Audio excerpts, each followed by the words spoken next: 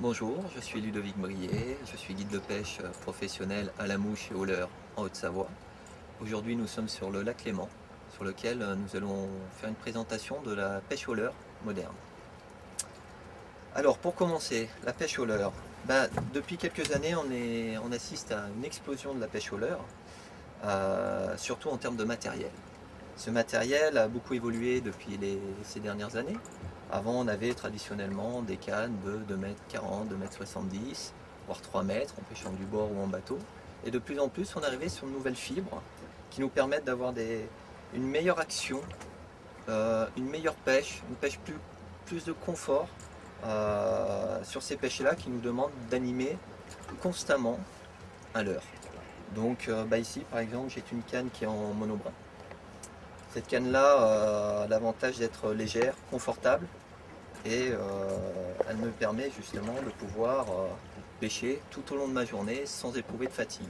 C'est quand même un plus. Alors c'est grâce à cette canne donc équipée d'anneaux spécialement étudiés pour la tresse, parce que sur les nouvelles pêches au leurre on pêche de plus en plus en tresse pour deux raisons. Une, pour pouvoir manier au maximum, comme vous le voyez ici, pour pouvoir avoir déjà une descente en diamètre pour lancer plus loin nos leurres qui sont d'un poids assez léger. La plupart du temps, les leurres vont entre 8 et une vingtaine de grammes.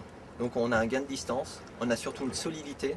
Là ici j'ai une tresse donc, qui est du 12 centième qui résiste à justement 6 kg, ce qui est énorme, mais qui me permet déjà d'éviter de perdre mes leurres. Parce que bon, on pêche quand même beaucoup les arbres immergés, tout ça avec les leurres, pour débusquer un sambre, un brochet, une belle perche ou un black bass. Et deuxièmement aussi pour vraiment avoir une qualité de ressenti dans le maniement et dans la touche. Donc il faut automatiquement pour pêcher avec une tresse un moulinet qui accepte la tresse.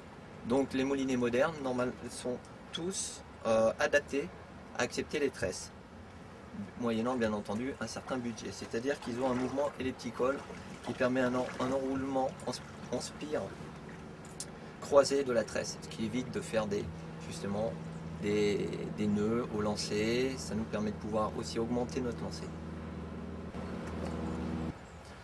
Donc, suite à la tresse, donc, qui n'a aucune élasticité, qui est souple certes, comme on peut le voir ici, qui a une certaine souplesse, mais qui n'a pas d'élasticité comme le nylon, on est quand même contraint d'avoir un bas de ligne qui puisse amortir.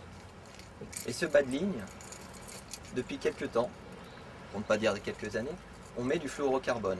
L'avantage, c'est que le fluorocarbone résiste aux dents des carnassiers, beaucoup plus simplement. Il est très souple, il est invisible dans l'eau, et de ce fait, nous permet d'avoir une meilleure approche au niveau des poissons très méfiants. Bien entendu, il faudra à peu près toujours avoir un bon mètre à chaque fois pour l'amortissement au ferrage. L'étage de cette boîte représente tout ce qu'on appelle nous du top water. Ce sont donc les leurres de surface, tout ce qui s'appelle aussi communément des stick bait. Donc de forme allongée, qui nagent en sinusoïde. Voilà.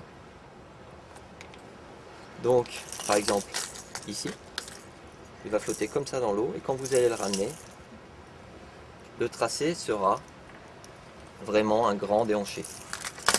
Les formes des stick bait sont plus ou moins différentes puisqu'on a une évolution de par les pêches et le marché, ce qui nous permet aussi d'avoir ce poisson-ci en termes de forme, puisque stick bait ressemble et veut en traduction dire bâton. Donc ceux-là sont assez gros, sont plus orientés pour de gros carnassiers comme le brochet. Après, toujours pour le brochet, ou le black bass, nous pouvons avoir des gueniches. Alors les gueniches, ils ont un tout petit avantage, c'est qu'ils ressemblent un peu aux poppers. Donc il y aura le petit pop supplémentaire en plus d'une nage légèrement sinusoïdale. Et bien entendu,